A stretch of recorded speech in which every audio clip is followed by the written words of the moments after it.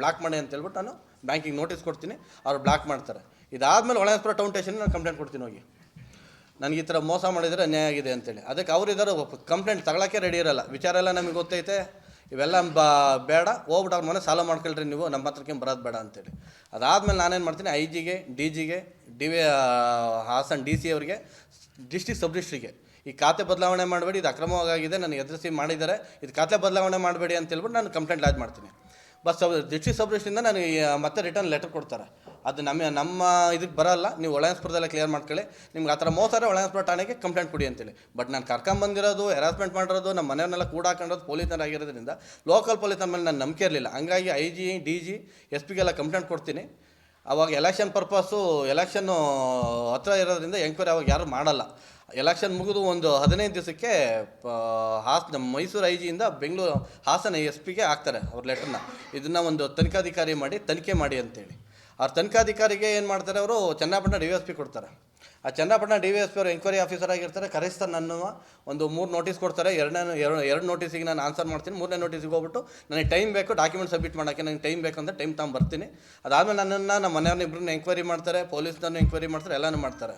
ಎಲ್ಲನೂ ಮಾಡಿ ಆದಮೇಲೆ ಅವ್ರೇನು ಮಾಡ್ತಾರೆ, PSI ನೈಟ್ ನಮ್ಮ ಮನೆಗೆ ಬಂದಿದ್ದ, ಏನಕ್ಕೆ ಬಂದಿದ್ದ ಅಷ್ಟೊತ್ತಿನಲ್ಲಿ ಅನ್ನೋದಕ್ಕೆ ಅವ್ರನ್ನ PSIನ ಸೇಫ್ ಮಾಡೋಕ್ಕೋಸ್ಕರ ನಮ್ಮ ಒಳನೇ ಕಡವಿಕೋಟೆಲೆ ಗ್ರಾಮದಲ್ಲೇ ವಾಸ ಇರೋಂಥ ಕುಮಾರ್ ಅನ್ನೋರನ್ನ ಒಂದು ಸುಳ್ಳು ಸಾಕ್ಷಿನ ಅವರೇ ಸೃಷ್ಟಿ ಮಾಡ್ಕೊತಾರೆ. ನಮ್ಮನ್ನು ದೇವತಾ ಕಾರ್ಯ ಇತ್ತು, ಅದಕ್ಕೋಸ್ಕರ ವಿನಯ್ ಅವರು ಬಂದಿದ್ದರು. ಬಂದಾದಮೇಲೆ ನಾಗೇಶ್ ಅವರು, ಅಂದರೆ ನಮ್ಮ ತಂದೆ ಹೆಸರು ನಾಗೇಶ್ ಅಂತೇಳಿ, ಅವರು ಪರಿಚಯ ಇರ್ತಾರೆ ನನಗೆ. ಅವ್ರಿಗೆ ಹುಷಾರಿಲ್ಲ, ನೋಡೋಕೆ ಬಂದಿದ್ದೀನಿ ಅಂತ ಹೇಳ್ಬಿಟ್ಟು ಅವ್ರ ಹತ್ರ ನೋಡೋಕೆ ಹೋಗಿದೆ ಅಂತ ವಿನಯ್ ಹತ್ರ ಒಂದು ಸ್ಟೇಟ್ಮೆಂಟ್ ತಗೊಂತಾರೆ. ಅದಕ್ಕೆ ಕುಮಾರ್ ಅನ್ನೋರ್ದು ಒಂದು ಸಾಕ್ಷಿ ಹಾಕಿಸ್ಕೊಂತಾರೆ. ಬಟ್ ನಾನು ಕೇಳೋದೇನಂತಂದರೆ, ಕುಮಾರ್ ನೈಟ್ ಅವ್ರು ಬಂದಿರೋರು, ವಿನಯ್ ಮತ್ತು ಅಜಿತ್ ಇಬ್ಬರು ಬಂದಿರೋರು, ಪೇಷಂಟ್ ನೋಡೋಕೆ ಬಂದವರು ಬೆಳಗ್ಗೆ ಹೊತ್ತು ಬರ್ತಾರೆ, ಅಟ್ಲೀಸ್ಟ್ 9 ಗಂಟೆ ಬರ್ತಾರೆ, 10 ಗಂಟೆ ಬರ್ತಾರೆ, 11ವರೆಗೆ ಯಾಕೆ ಬಂದರು? ಆಯ್ತು, ಬಂದವ್ರು ಪೇಷಂಟ್ ನೋಡೋಕೆ ಬಂದವರು ಒಳಗಡೆ ಹೋಗಿ ಮಾತಾಡಿಸ್ಬೇಕು. ನಮ್ಮ ತಂದೆನೇ ಮಾತಾಡ್ತಿರಲ್ಲ ಅವರು.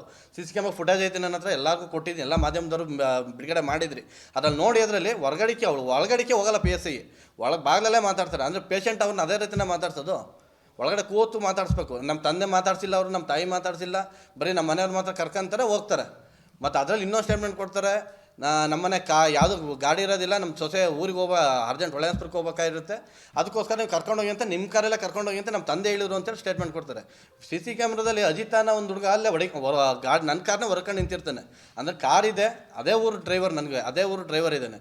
ಕರೆದ್ರೆ ಡ್ರೈವರು ಬರ್ತಾನೆ, ಕಾರ್ ಇದೆ. ನಾವು ಯಾಕೆ ಕಂಡವ್ರ ಜೊತೆ ಕಳ್ಸೋಣ? ಅವ್ರು ಯಾರು ಅಂತಲೇ ಗೊತ್ತಿರೋದಿಲ್ಲ. ನೈಟ್ ಹುಡುಗಿಯನ್ನೆಲ್ಲ ಯಾಕೆ ಕಳ್ಸೋಣ, ಹೆಣ್ಮಕ್ಳನ್ನೆಲ್ಲ? ಅಂದರೆ ಅವ್ರ ಮನೆ ಹೆಣ್ಮಕ್ಳುಗಳನ್ನ ಯಾರು ಬೇಕಾದ್ರೂ ಬಂದು ಯಾವಾಗ ಬೇಕಾದ್ರೂ ಕರ್ಕೋಬೋದಾ? ಇದನ್ನು ಪ್ರಶ್ನೆ ಮಾಡಿ ನಾನು ಪೊಲೀಸ್ನವ್ರಿಗೆ ಕೇಳೋದಕ್ಕೆ ಅವ್ರು ಈ ಥರ ಸ್ಟೇಟ್ಮೆಂಟ್ ರೆಡಿ ಮಾಡಿದರು. ಇದಾದಮೇಲೆ ನಾನೇನು ಮಾಡಿದೆ, ಇದು ಸಮಂಜಸವಾಗಿ ಆಗಿಲ್ಲ ಅಂತೇಳಿ ಮತ್ತೆ SP ಅವ್ರಿಗೊಂದು ಕಂಪ್ಲೇಂಟ್ ಕೊಟ್ಟು, ಹ್ಯೂಮನ್ ರೈಟ್ಸ್ಗೆಲ್ಲ ಕಂಪ್ಲೇಂಟ್ ಕೊಟ್ಟು, ಮಹಿಳಾ ಆಯೋಗಕ್ಕೆಲ್ಲ ಕಂಪ್ಲೇಂಟ್ ಕೊಟ್ಟಿದ್ದೀನಿ. ಮಾನವ ಆಯೋಗದಲ್ಲಿ ಮೊನ್ನೆ ಎಂಕ್ವೈರಿ ಮುಗಿಸ್ಕೊಂಡು ಮೊನ್ನೆ ಎಂಕ್ವೈರಿ ಮುಗಿದಿದೆ. ಅವ್ರು ಮಾಡ್ತಾಯಿದ್ದಾರೆ. ಬಟ್ ಹಾಸನಲ್ಲಿರೋಂಥ ಪೊಲೀಸ್ನವರು ಯಾರೂ ಇದ್ರ ಬಗ್ಗೆ ಒಂದು ಕ್ರಮನೂ ತಗೊಂಡಿಲ್ಲ. ನಾನು ಕಂಪ್ಲೇಂಟು ಮತ್ತು ನಮ್ಮ ಮನೆಯವ್ರ ಕೈಲಿ ಈಗ ಭ್ರೂಣಹತ್ಯೆ ಆಗಿದೆ ಅಂತೇಳಿ ಈಗ ಮೊನ್ನೆ ತಾನೇ ಈಗೊಂದು ವಾರದಲ್ಲಿ ಕಂಪ್ಲೇಂಟ್ ಲಾಡ್ ಮಾಡ್ತಿದ್ದೀನಿ. SP ಅವ್ರಿಗೆ ಕಂಪ್ಲೇಂಟ್ ಕೊಟ್ಟು ಬಂದಿದೆ. ಬಟ್ ಅವ್ರು ಏನಂತಂದರೆ, ಇದುವರೆಗೂ ಏನಾಗಿದೆ ತನಿಖೆ ಮಾಡಿಲ್ಲ. ಯಾಕೆ ತನಿಖೆ ಮಾಡಿಲ್ಲ? ಅವ್ರೇನು ಪ್ರಭಾವಿಗಳು ಅಂತ ಅವ್ರಿಗೆ ಹೇಳ್ದಂಗೆ ಕೇಳ್ಕೊಂಡಿದ್ದಾರಾ, ಇಲ್ಲ ಬಡವರು ಕಾನೂನೇ ಇಲ್ವಾ ಹಾಸನ ಡಿಸ್ಟಿಕಲ್ಲಿ ಅನ್ನೋದು ನನಗೆ ಗೊತ್ತಿಲ್ಲ. ಅದಕ್ಕೋಸ್ಕರ ಮಾಧ್ಯಮದ ಮುಂದೆ ಅದನ್ನು ಮಾತಾಡಬೇಕು ಅಂತ ಬಂದಿದ್ದೀನಿ ನಾನೀಗ. ಅನುಕ್ಷಣದ ಸುದ್ದಿಗಳಿಗಾಗಿ ವಿಸ್ತಾರ ನ್ಯೂಸ್ ಯೂಟ್ಯೂಬ್ ಚಾನೆಲ್ ಸಬ್ಸ್ಕ್ರೈಬ್ ಮಾಡಿ. ಹೊಸ ಸುದ್ದಿಗಳ ನೋಟಿಫಿಕೇಶನ್ಗಾಗಿ ಬೆಲ್ ಐಕಾನ್ ಕ್ಲಿಕ್ ಮಾಡಿ. ಲೇಟೆಸ್ಟ್ ಅಪ್ಡೇಟ್ಸ್ಗಾಗಿ www.vistaranews.com ವೆಬ್ಸೈಟ್ಗೆ ವಿಸಿಟ್ ಮಾಡಿ. ಅಂಗೈಯಲ್ಲೇ ಜಗತ್ತಿನ ಸುದ್ದಿ ತಿಳಿಯಲು ವಿಸ್ತಾರ ನ್ಯೂಸ್ ಕನ್ನಡ ಆಪ್ ಡೌನ್ಲೋಡ್ ಮಾಡಿ.